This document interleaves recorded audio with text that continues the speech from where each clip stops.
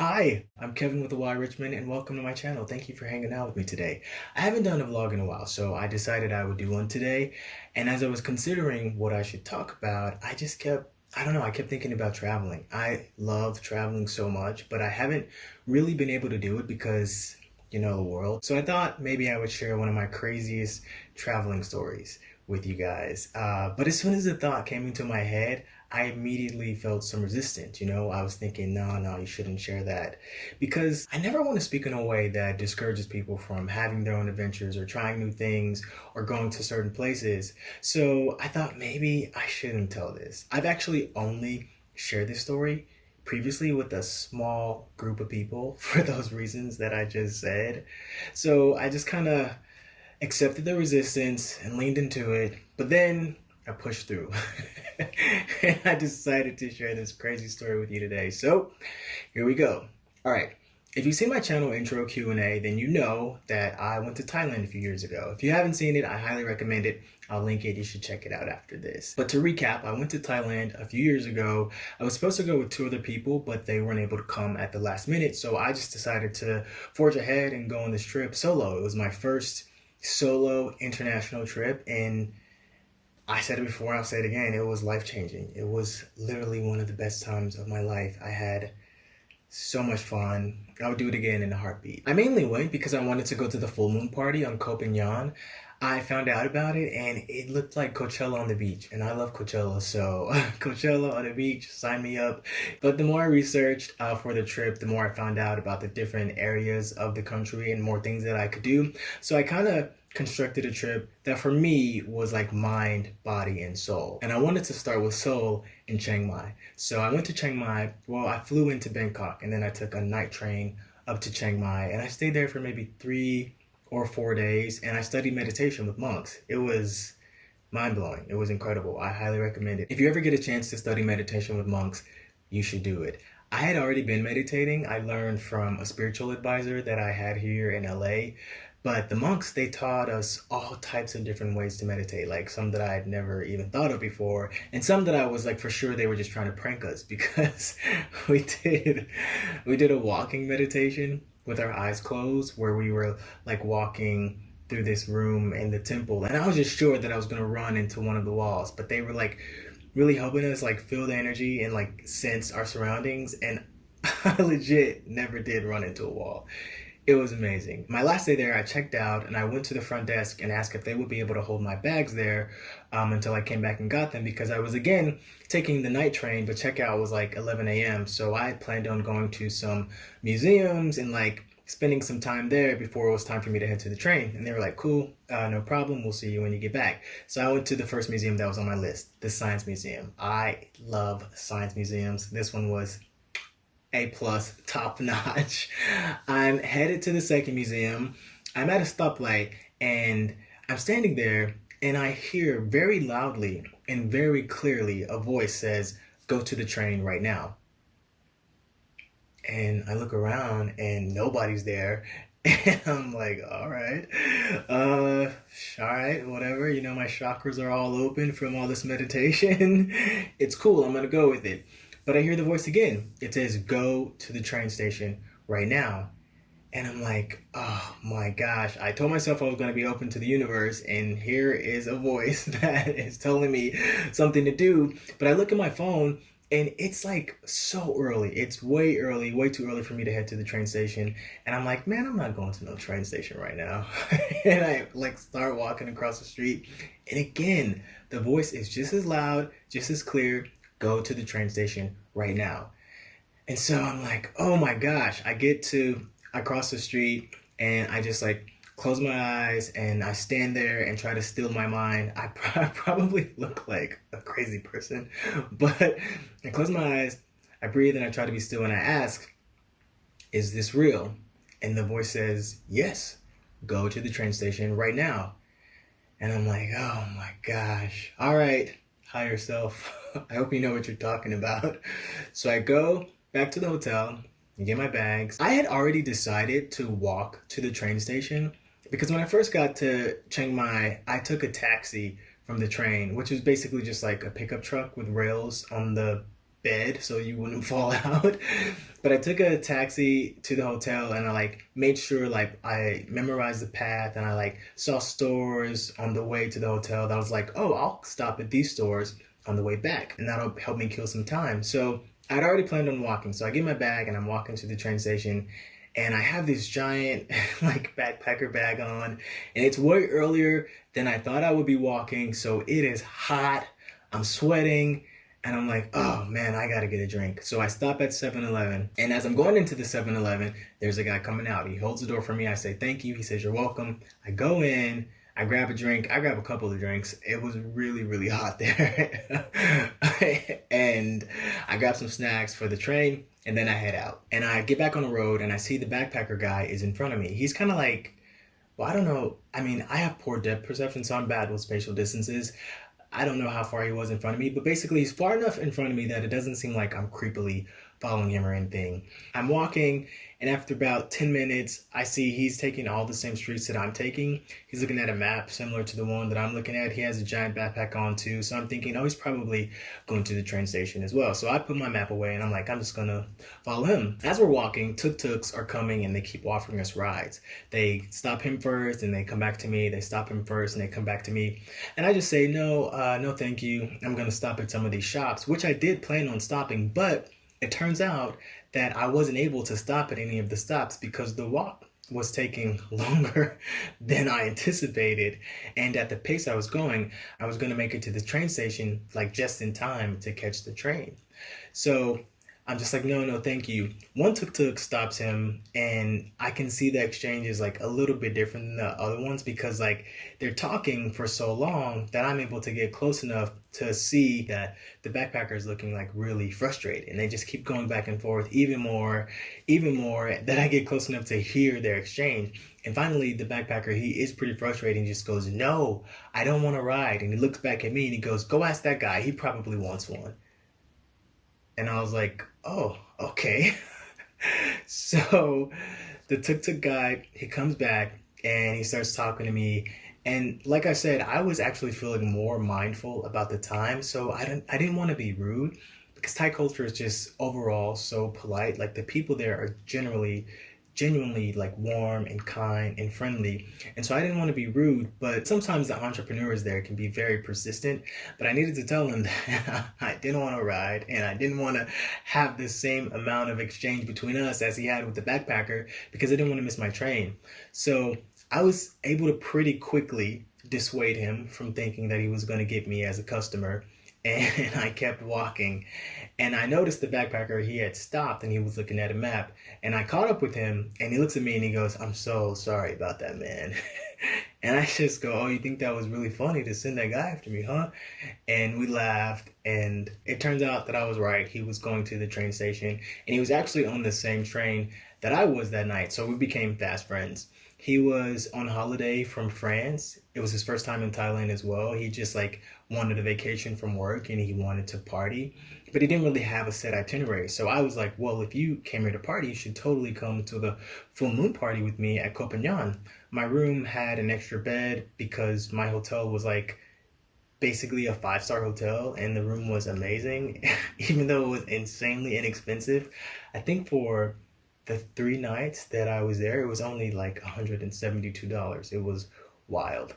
And he was like, yeah, I'll totally come. So we got to Bangkok and he tried to get on my flight the next day and the bus that I had going to Koh Phangan, but he couldn't because they were all booked. So he just got on a later one and he said he would meet me up later on that day. I got to Koh Phangan in the morning. I checked into my hotel. Got some breakfast, mango sticky rice, my favorite. And then I just like walked around a bit to get a sense of my surroundings of the area that my hotel was in. It was really cool. We were also like right on the beach. The hotel was basically right on the beach. So I went to the beach, I met some people, got some more food, some pad thai, and then I went back to my room to take a nap. I was awakened by a text from my new friend. He said he was there and that he had fallen in love with a girl at the bus station, so he would see me tomorrow. I don't want to like stereotype anybody because he's like French, but that very much seemed on brand for him. So I was like, all right, I'll see you tomorrow. The full moon party wasn't until the next day, so I was like, well, I should figure out what to do tonight. I went downstairs to kind of like the outdoor lobby area of the hotel because that's where a lot of people were, to just kind of see what the vibe was, to see if there was any adventure to be had. And I met a few people, like just like hi's, hellos, you're American, this kind of thing. But like nobody was really talking to me. So I was just like people watching a little bit. And ultimately I was like, well, I guess I'll just go to 7-Eleven, get some snacks, go back up to my room and watch Game of Thrones. As I'm going to go across the street, there's like taxis and motorcycle taxis coming on the curb. So I have to wait for the traffic to subside a little bit. And I'm standing there, and right next to me is like this giant group of people. And a girl, she goes, hey. And I was like, hey. And she's like, are you here for the full moon party? And I was like, yeah, I totally am. I'm excited. And she goes, me too. I went last year. And I was like, oh my gosh, it's so awesome. And she goes, are you going to the jungle party tonight?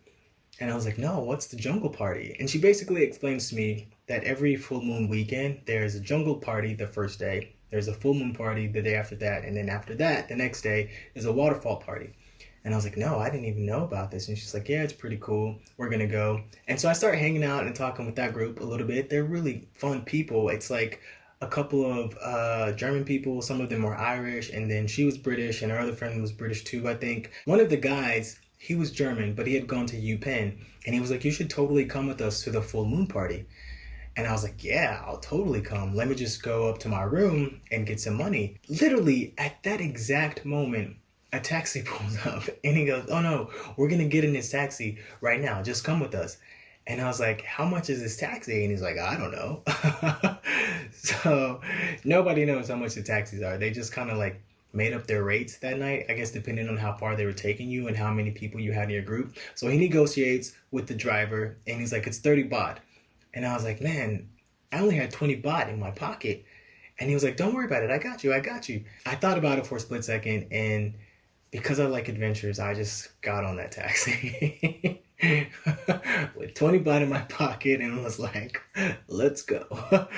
So we start driving and it's a long drive. I was trying to be aware of the path we were taking just in case, I needed to know how to get back, or if I couldn't get a ride back and I had to walk back or something. But it's a very long drive and there's all these twists and turns, and I'm like talking to the group too and like laughing, and so I'm not paying complete attention, so I really have no idea where we are.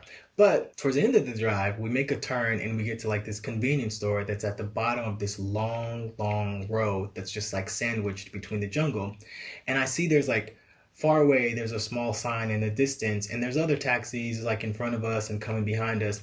And as we keep driving up the road, the sign gets bigger. And when we get to it, it's a giant sign that just says Jungle Party, welcome. We turn right at the sign and then we all jump out and like walk through this grassy area. And we get to this fence where we can see inside that basically the Jungle Party is like a festival. It's like a mini festival. There's 3 or 4 like dancing stages. There's like elevated DJ stage. There's bars. There's food stations. You could get souvenirs and like glow sticks and toys and all of that. It's amazing. The energy is like off the charts and the music is really good. And we're met by this big bouncer type guy, and he's like 60 baht. And without blinking, my German friend, he just pulls out 120 baht. And I'm like, no, I can't let you do this. And he's like, no, don't worry about it. I got you. And I personally try to be kind to people that I know and people that I don't know. So I genuinely believe in the kindness of strangers, and I'm okay with that energy because I plan on paying them back anyway. But I thought, if I go into this party right now, if I let you pay for me, then if I want drinks, then somebody's going to have to pay for me. If I get hungry or if I need food, then somebody's going to have to pay for me. And I didn't want to be completely dependent on someone else for my time that night. So I was like, no. I'm going to go back to that convenience store and get some money, and I'll come back and find you guys. And he looks around and he goes, you see how huge this place is? And I said, don't worry. I have experience finding groups in large crowds. I'll be right back. I was not right back. The convenience store was a lot further away than I realized, but I didn't want to lose the energy of the party, and I was still really excited. So I would run a little bit and then jog a little bit and then walk, run, then jog, then walk. Eventually I got there. I got some money from the ATM. I got a water, chugged it, then turned around and headed back to the party. And I'm thinking, I'm really not going to have to walk back to this party anyway. I'll just like flag down one of the taxis that's driving by.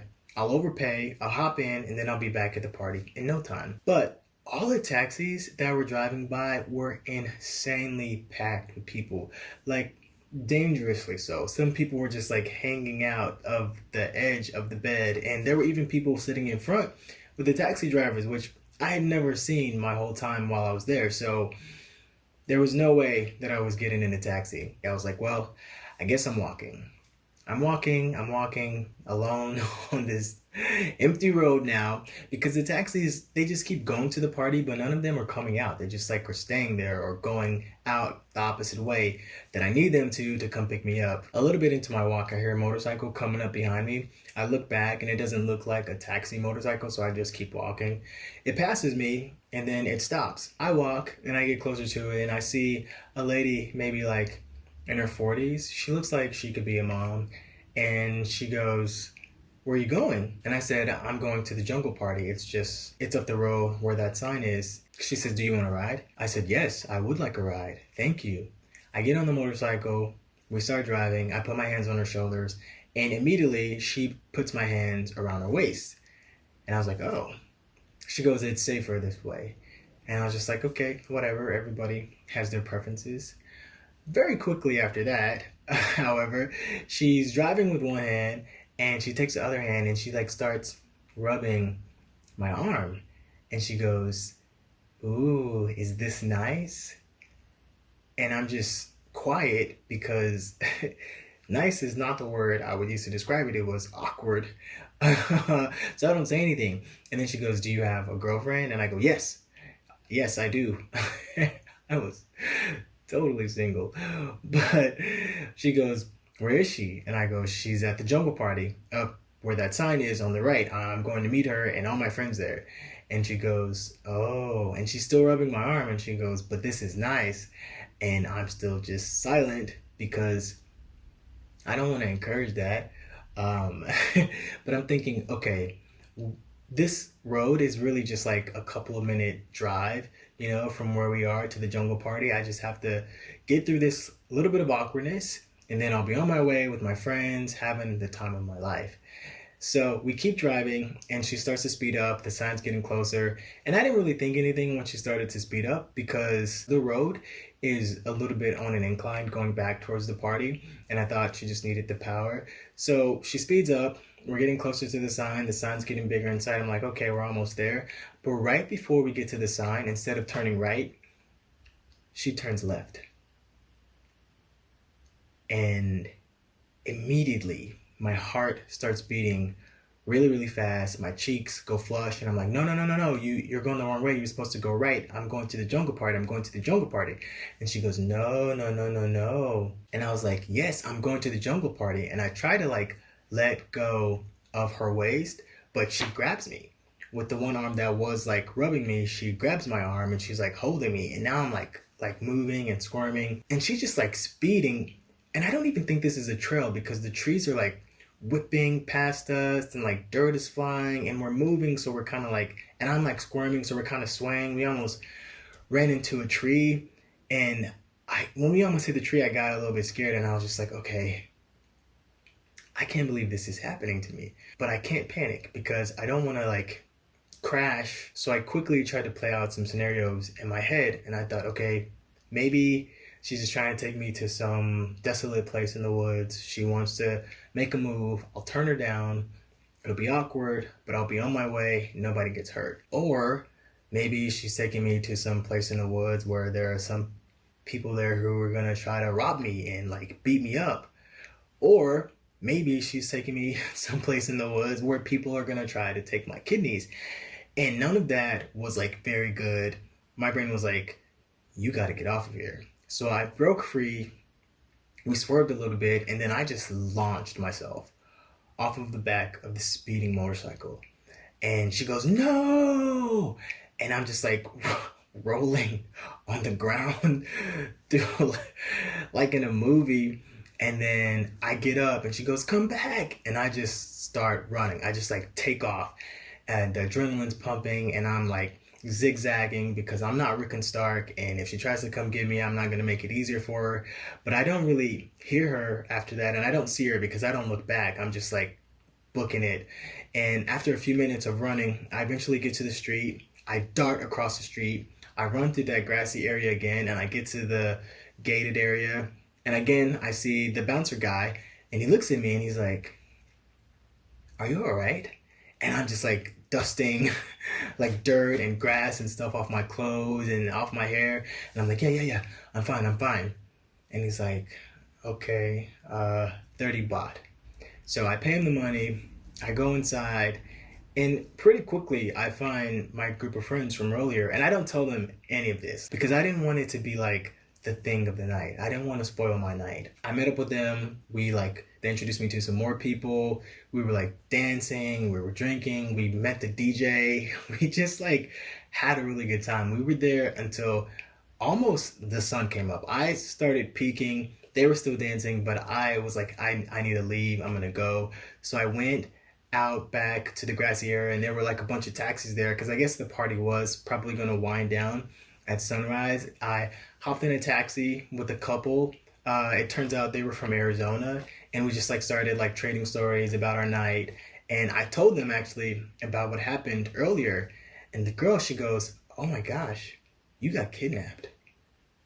And I was like, "Oh, maybe, yeah, kind of, a little, I don't know." And she goes, "You have to be careful here because that could have been a lot worse. You can't just make crazy decisions like that." And when I got back to my hotel room, the scenario just kept playing over and over again in my head.